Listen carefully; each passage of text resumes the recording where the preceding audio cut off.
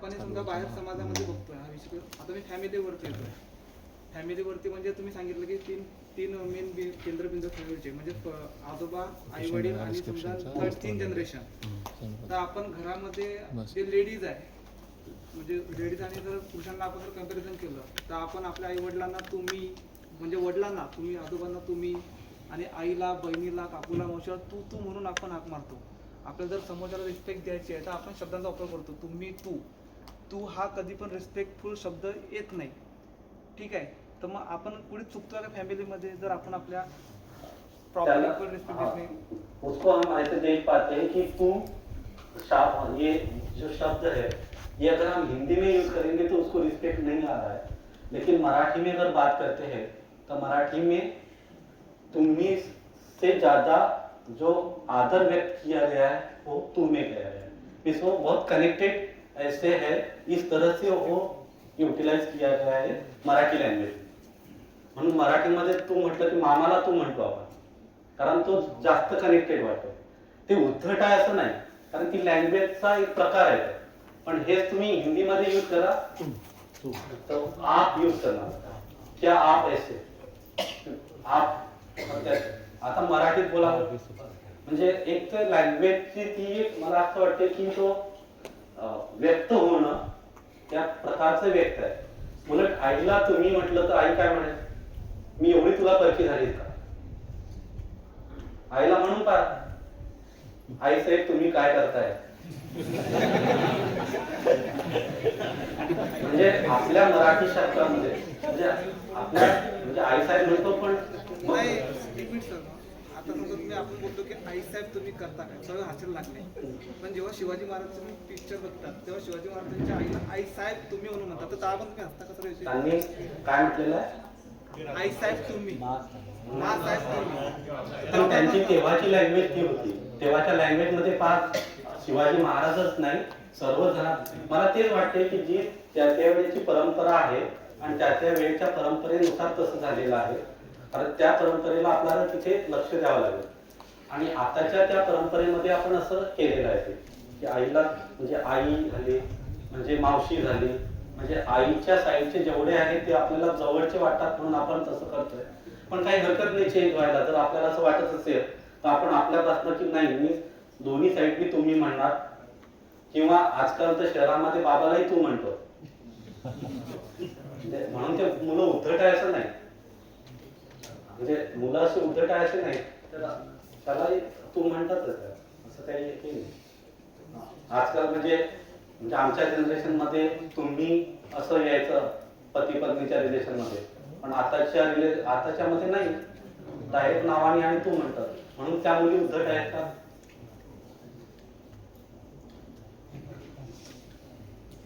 तर ते भाषेची ती परंपरा किंवा प्रचलितपणे ज्या पिरियड मध्ये होते त्याला आपल्याला ऍक्सेप्ट करावं लागेल. आणि त्याला संस्कृती म्हटलेलं आहे, तो पार्ट संस्कृती. एक विधी, व्यवस्था, संस्कृती आणि सभ्यता असे ते 4 शब्द येतात. विधी म्हणजे जसे नियम, व्यवस्था जी आहे तसं त्या विधीच्या आधारावर तशी व्यवस्था, आणि त्या आधारावर जसं प्रकटन आहे ती संस्कृती, समाजामध्ये जसं प्रकटन आहे तसं आचरण, आणि प्रत्येकामध्ये जी आहे ती सभ्यता, अशी त्या 4 गोष्टी तिथे येतात. मग त्या संस्कृतीमध्ये म्हणजे त्या शाळांमध्ये किंवा जसं सराउंडिंग समाजाचं असेल तर तसे ते शब्द येतात आणि त्याला आपण ऍक्सेप्ट करतो.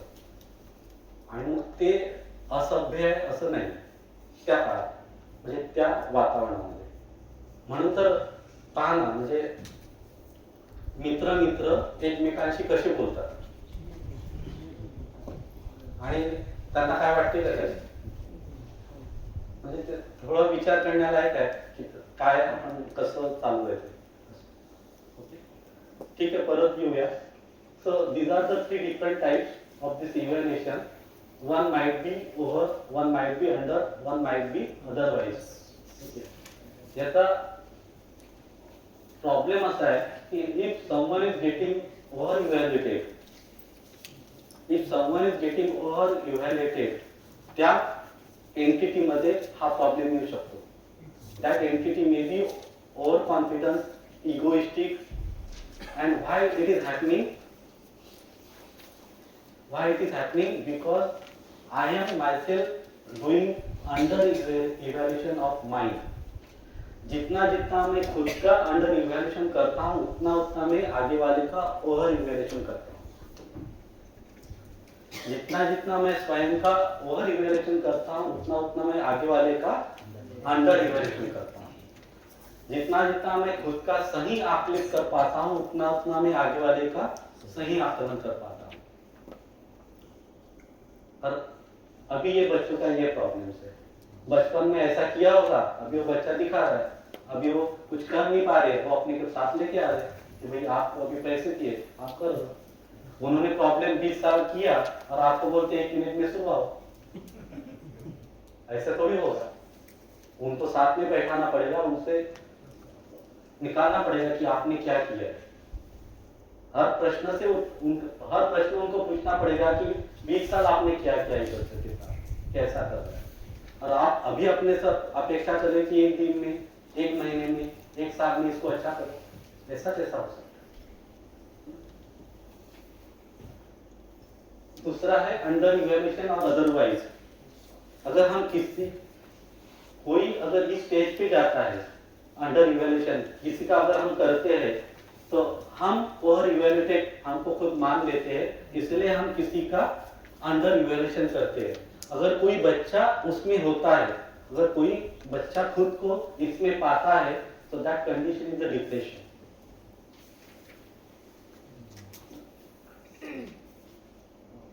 और ये हमारे साथ होता है कि नहीं? बहुत बार ये दोनों कंडीशन अपने साथ होते रहती है।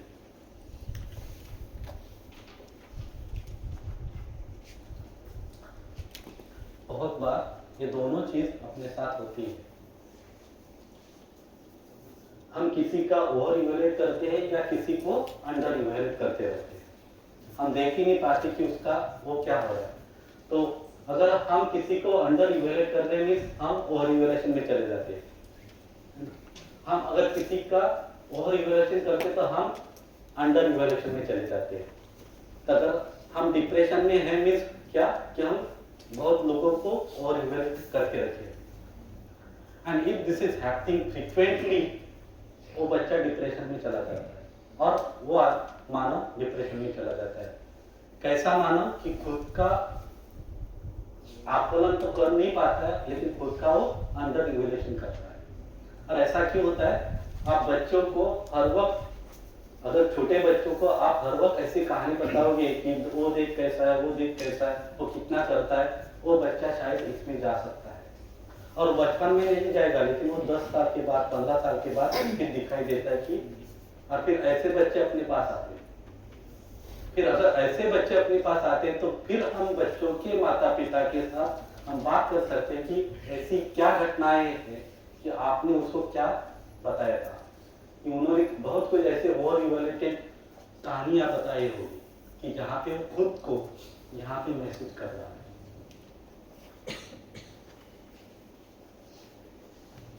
अपनी स्थिति अभी ऐसी है, कभी हम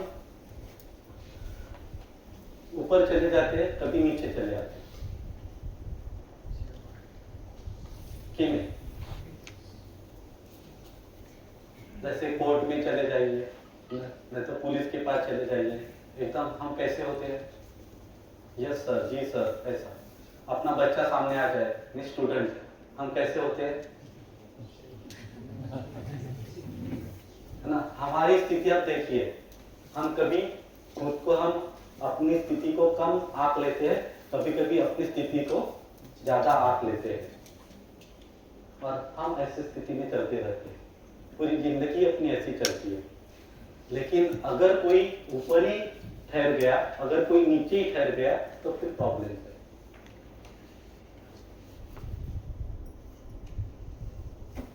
अगर उसका ज्यादा से ज्यादा ये होता है अंडर इवेल्यूएशन, तो फिर क्या होगा? देखो,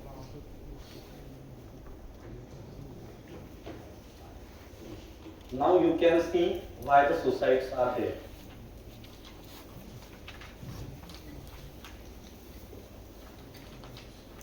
That is the one type of the condition, the depression, कि अभी ऐसे स्थिति में रहने से क्या फायदा, इससे अच्छा है कि चले जाए।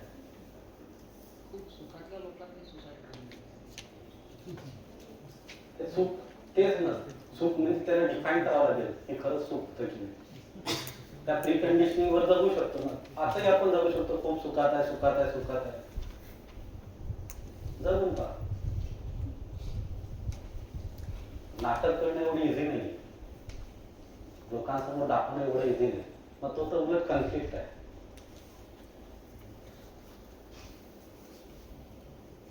म्हणून तर राइट इवैल्यूएशन, जैसा है वैसे हम रहे, जैसा है वैसे हम, कि ठीक है मैं ऐसा हूं, that is what the right evaluation. जैसा है, जसं आपलं राइट इवैल्यूएशन नसेल तर आपण ते जास्त दाखवायला जाऊ किंवा कमी दाखवायला जाऊ.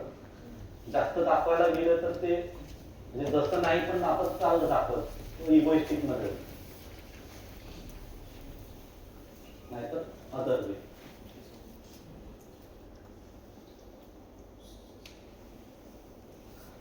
If we are having that right evaluation, that is the Sanman, that feelings of right evaluation, that is the respect, and that is what the self-confidence, that is what the, okay, I know this is what competency within me. और इससे अगर नहीं होता है तो competency बढ़ाने के लिए मैं कुछ करूंगा, ना कि सिर्फ दिखाने के लिए. अभी मुझे पता है कि इतना मेरे पास है, इससे अगर ज्यादा करना है तो श्रम करूंगा, कुछ और करूंगा, कॉम्पिटेंसी मेरी बढ़ाऊंगा. लेकिन मुझे पता है कि मैं कैसा हूं, मैं क्या हूं, जैसा हूं वैसे मैं देख पाऊं, that is what the respect. And if that is there within me, तो राइट इवैल्यूएशन मेरे साथ है, तो वैसे ही मैं आगे वाले के साथ जी पाता हूं, अदरवाइज फिर आगे के वाले के साथ मैं जी नहीं पाऊंगा.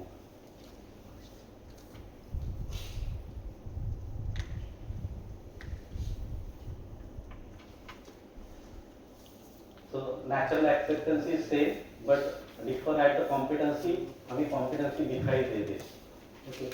तो अभी हम देखेंगे कि पर्पस इज सेम.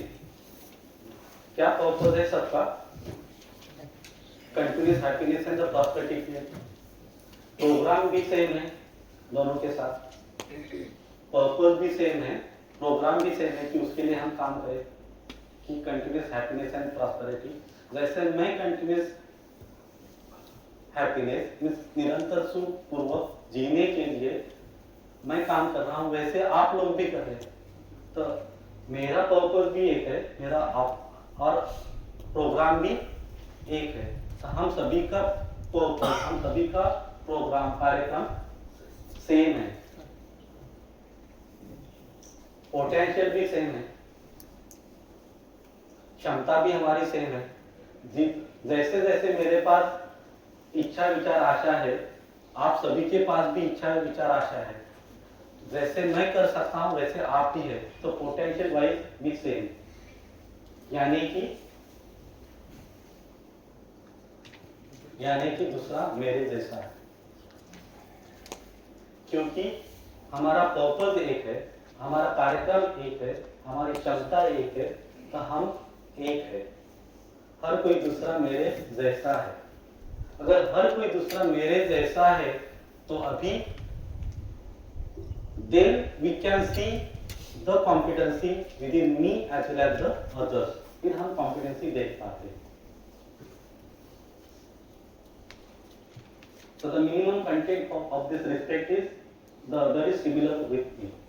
मेरा दूसरा मेरे जैसा है, यानी कि उसका इंटेंशन मेरा इंटेंशन सेम, कार्यक्रम सेम. अभी जो डिफरेंस है that is only the competency. मैं देख पाता हूँ कि मेरी क्या कॉम्पिटेंसी है, मैं आगे वाले की भी कॉम्पिटेंसी देख पाता हूँ. मेरी कॉम्पिटेंसी अगर कम है और आगे वाले की अगर ज्यादा है तो क्या करूंगा? मेरी कॉम्पिटेंसी बढ़ाने के लिए मैं उसके पास जाऊंगा कि आपके पास ऐसे कॉम्पिटेंसी तो आप मुझे हेल्प कीजिए. अगर मेरी कॉन्फिडेंस ज्यादा है और उनकी कम है तो I will be there for to upliftment और enhancement of the competency of the other. Meaning is that अभी कॉम्पिटेंसी पे क्या है? Competency with respect to the natural acceptance, और जितना नहीं है because of the sensation and the preconditioning, फिर उतना उतना हमारा ध्यान जाएगा कि भाई यहाँ पे हमें प्रॉब्लम्स है, यहाँ पे प्रॉब्लम्स है, हम यहाँ पे काम कर सकते हैं। तो rightly evaluation within as so well, जितना जितना राइट इवैल्यूएशन मुझमें है उतना उतना मैं इवैल्यूएट कर पाता हूँ और फिर दूसरे के साथ मैं रह पाता हूँ कि भाई अगर मेरी कॉम्पिटेंसी बढ़ाना तो आपसे मैं हेल्प लेता हूँ, अगर मुझमें ज्यादा कॉम्पिटेंसी तो I am always there for the others, but I am always there for the others, और दूसरे को मैं हेल्प करूंगा कब, when other is ready to accept it from my side.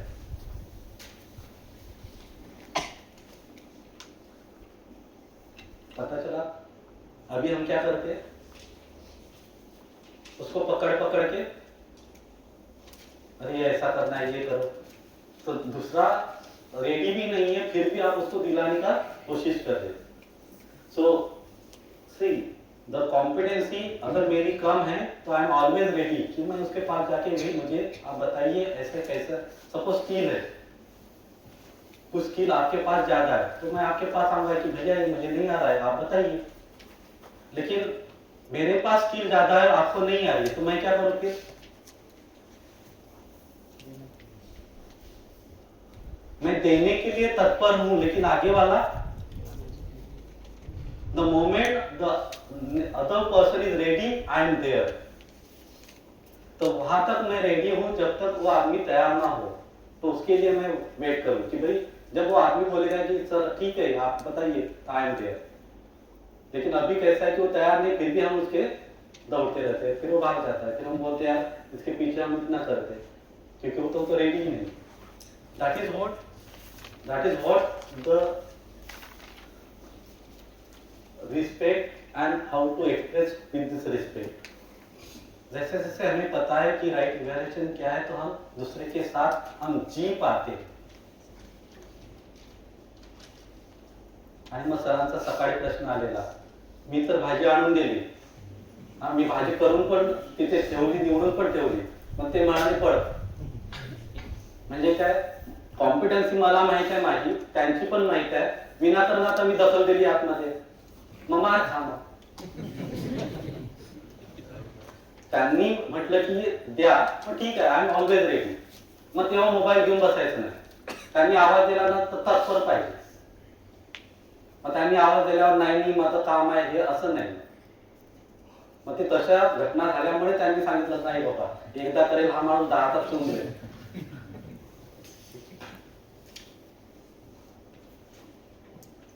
म्हणजे एवढं इंटरेस्टिंग आहे जगणं, पण एवढं इंटरेस्टिंग आहे की प्रत्येक क्षणाला आपल्याला आपण दिसलो तर आपल्याला समोरची व्यक्ती पण दिसते आणि त्या समोरच्या सोबत आपलं जगणं होते। आता आपण जगतोय की जिंदा आहे, हम जी रहे या जिंदा है,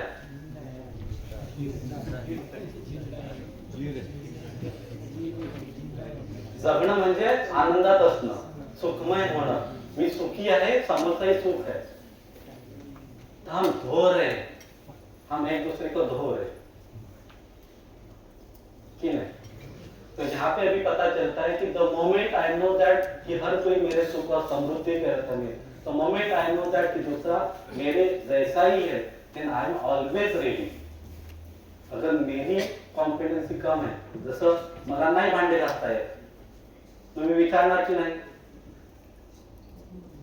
मला जर माझी स्किल वाढवायची असेल तुम्ही विचारेल की हे कसं करायचं काय करायचं, की आता आपण करत घासणार, मग ते बाहेर पाठवून देते, तर ते एक एक्झाम्पल झालं, पण प्रत्येक स्किल मध्ये म्हणता येईल किंवा काही कंटेंट नसतील तर त्या we are always be ready along with प्रत्येक वेळेस, पण माझ्याकडे जर कॉम्पिटन्सी जास्त आहे देन ज्यांच्याकडे कमी आहे त्यांच्यासाठी पण मी रेडी पाहिजे, आणि the moment the other person is ready to accept it तेव्हा मी त्याला द्यायला तयार आहे,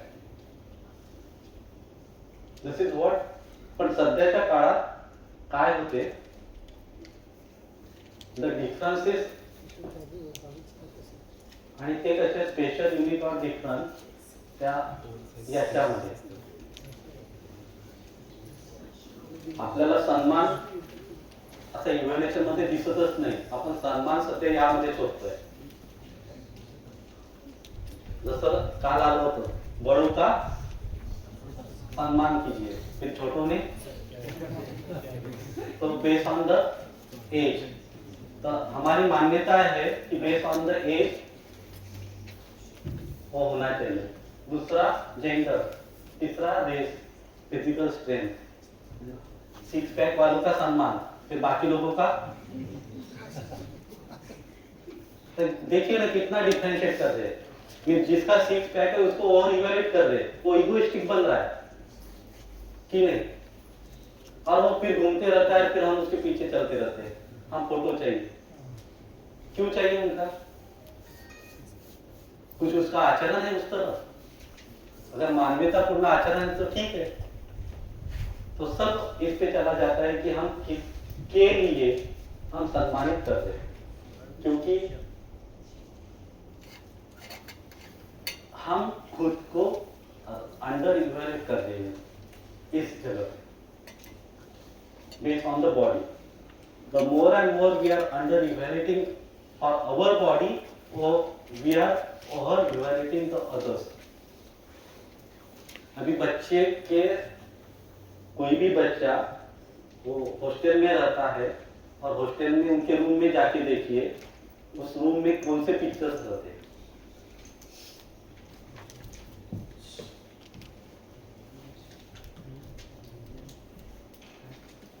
ऐसे ही लोगों का कि जिसका फिजिकल स्ट्रेंथ या कुछ तो भी हो. So the gross misunderstanding is what the human being we are not able to see the self as well as the body. We are seeing that कि मानव शरीर मानव करके हम देख नहीं पा रहे और शरीर को हम मैं समझ रहा हूँ. और जब शरीर को हम मैं समझ रहा हूँ तो फिर प्रॉब्लम है, because that feelings are within self. It is not with respect to body. और यहाँ पे हम with respect to the body वो feeling हम चाह रहे हैं. With respect to the body we are expecting that feeling. Second is with respect to the physical facility, wealth and food. ज्यादा पैसे वाले का सम्मान और गरीब का. और ये बात हम नहीं कह रहे, अपनी बुक में लिखा हुआ है 3rd 4th स्टैंडर्ड में. जो खेती करने वाले किसान उनका जो पोशाक है वो पोशाक में आदमी दिखाया और नीचे दिखाया गरीब, और सूट और टाई में आदमी को दिखाया है, वहां पे नीचे लिखा अमीर. ये किसने डिफरेंशिएट किया है? तो फिर अपना बच्चा क्या होना चाहेगा? ऐसा अगर 2nd स्टैंडर्ड में 3rd स्टैंडर्ड में ऐसा अगर इमेज ऐसा पिक्चर अगर उसको दिखाई दिए तो क्या बनेगा? और हम फिर बोलते हैं कि वो नहीं करता है खेती, वो खेती भी नहीं करता है, कुछ काम भी नहीं करता है, घर में बैठा रहता है लेकिन खेती नहीं करता है. क्यों करेगा? क्योंकि बचपन में आपने सिखाया उसको. तो wealth and in the post, जैसे इस कॉलेज में जो सफाई करते हैं और इस कॉलेज में हम सब लोग जो है पढ़ाते हैं, तो इस कॉलेज में और किसी कॉलेज में हम जो पढ़ाते हैं वो 7 दिन नहीं आएंगे तो कुछ नहीं होगा, 8वें दिन आराम से चल पाएगा. लेकिन जो सफाई करते हैं वो लोग अगर 7 दिन नहीं आएंगे तो 8वें दिन आप इस कॉलेज में पैर भी रख नहीं पाओगे. क्या आप ये देख पाते हैं? अगर ये बात अगर हम देख पाते हैं तो फिर हर मानव एक है इस जगह पे आना चाहिए, ना कि हम जो सम्मान है वो हमारा पद पे होना चाहिए. तो वो उसका श्रम हमें दिखाई देना चाहिए कि इवन दो वो प्यून है, इवन दो सफाई है, बट वो कॉलेज की सिस्टम चलाने के लिए उसका एक भागीदारी है, वो भागीदारी उसकी दिखना चाहिए. अदरवाइज पोस्ट पे हमारा चलते रहता है. कि नहीं? So this is the another based on that physical facility, because what we have understood, हमारा मिसकंसेप्शन क्या है?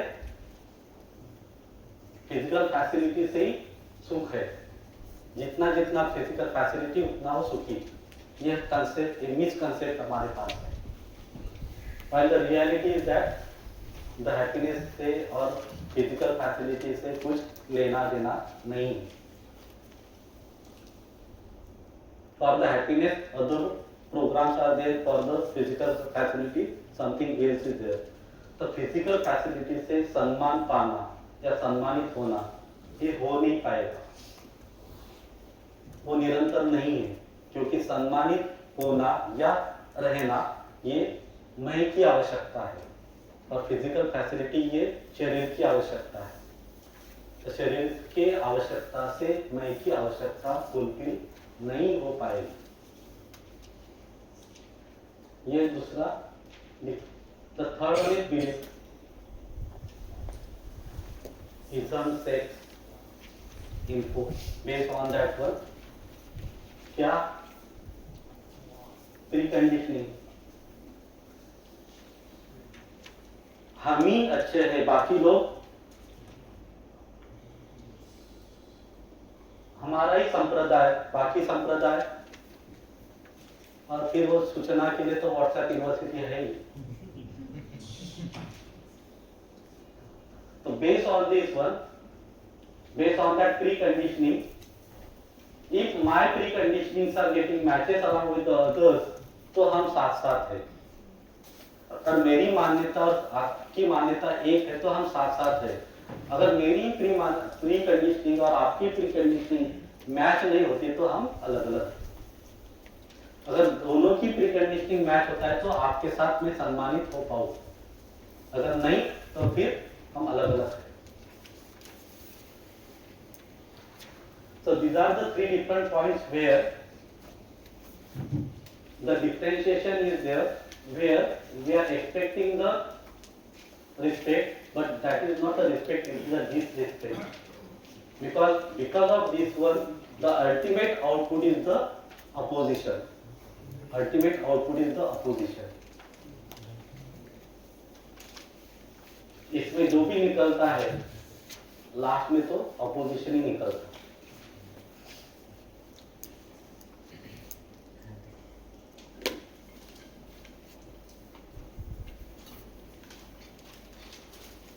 So preconditioning, I am special, unique or different from the others. That is what the problem. तो दूसरे मेरे जैसा है। फिर if the other is similar with me, then I should be complement with the other. I should be complement with the other. Meaning is that I know the competency. I know that competency.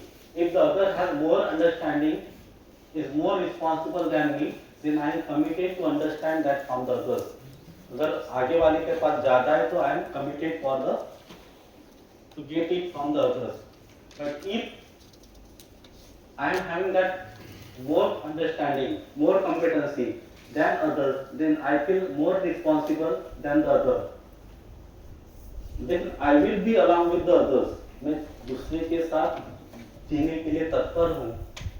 उसके साथ मैं दूसरे के साथ committed भी हूँ कि दूसरे के साथ कॉम्पिटेंसी अंडरस्टैंडिंग बढ़ाने के लिए once the other is assured in relationship, वो अगर मुझे संबंधी समझता है तो फिर मैं उसके साथ हूँ। अगर वो आगे वाला संबंधी नहीं समझता तो फिर उसके साथ मैं बना रहता हूँ। उसके साथ फिर जीना, अगर वो संबंधी है, मैं संबंधी मांग रहा है तो उसके साथ फिर जीने के साथ उसका कॉम्पिटेंसी, उसका अंडरस्टैंडिंग बढ़ाने के लिए प्रोग्राम। तो सम्मान, दैट इज व्हाट द दूसरा मेरे जैसा है। The other is similar with me. If the other is similar with me, I can see the my competency as well as I can see the others, and then I am ready with the others. So when I am ready along with the others, means the more feeling, means the feeling within me is that कि more I can see within me, that is rightly evaluated within me, meaning is that I am complement with the other also. और वैसे भी आप देखिए, आपने over evaluation किया हो या अंडर इवेल्यूशन किया हो, आप दूसरे के साथ क्या करते हैं? यहाँ पे कह रहे हैं कि these are the feelings. What type of the feeling? The right evaluation within me, and when it is rightly evaluated within me, आगे वाला भी आदमी वैसे मुझे दिखाई देता है. Then I am committed with the other person. That is the respect.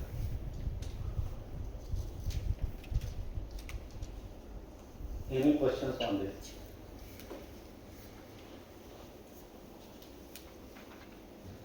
अपन दोन पाहिलं, एक सन्मान, एक विश्वास, दुसरा मेरे जैसा आहे. विश्वासला काय म्हटलेलं आहे?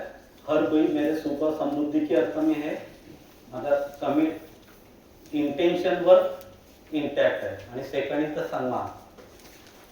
आता सगळं पर्पज एक आहे, कार्यक्रम एक आहे, क्षमता एक आहे, मग कुठे कॉम्पिटन्स मला दिसेल की मी जसा आहे तसा मला दिसेल. The more and more rightly evaluated within me, more and more I can evaluate the others also. आणि मग सोबत जगू शकतो. That is what the respect.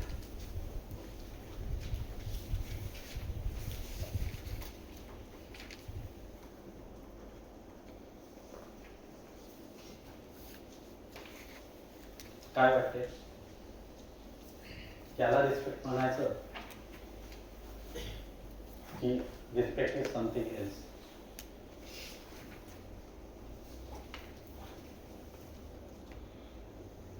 So the trust, the respect, the vishwas, sanman, sneh, these are the feelings.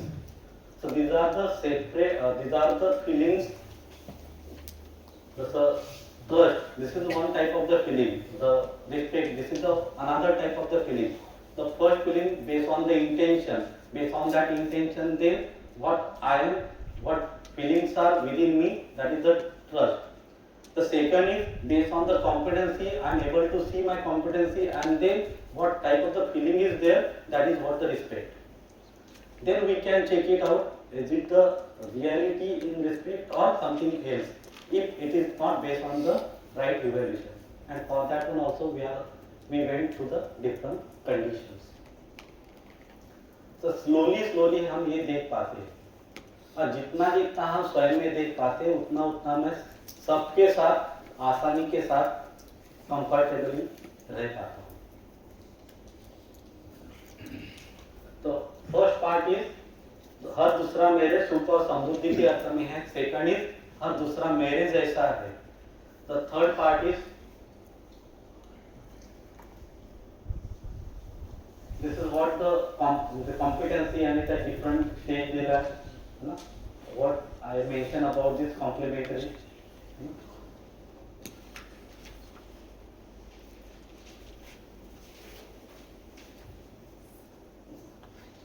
Where next slide.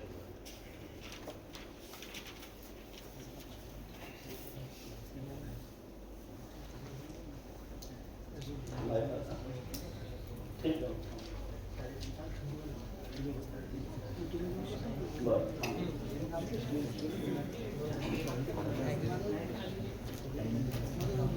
ठीक है.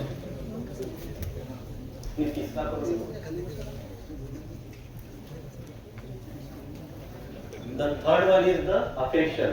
अपन पहले काय पाहिलं की हर कोई दूसरा मेरे सुख और समृद्धि के अर्थ में है. नंतर दूसरा मेरे जैसा है, आणि त्याच्यानंतर अजून डेप्थ मध्ये फिलिंग आहे की हर दूसरा मेरे संबंध के अर्थ में है. आता एक टाईपच्या फिलिंग की इंटेन्शन की दुसरा माझ्या सुख आणि समृद्धीसाठी आहे. दुसरं फिलिंग आहे की दुसरा आता माझ्यासारखा आहे. आता अजून एक फिलिंग की दूसरा आता माझ्या संबंधी जसा आहे.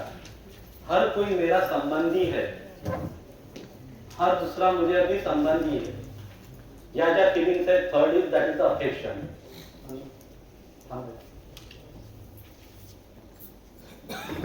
15 मिनट का ब्रेक लेते हैं. ब्रेक के बाद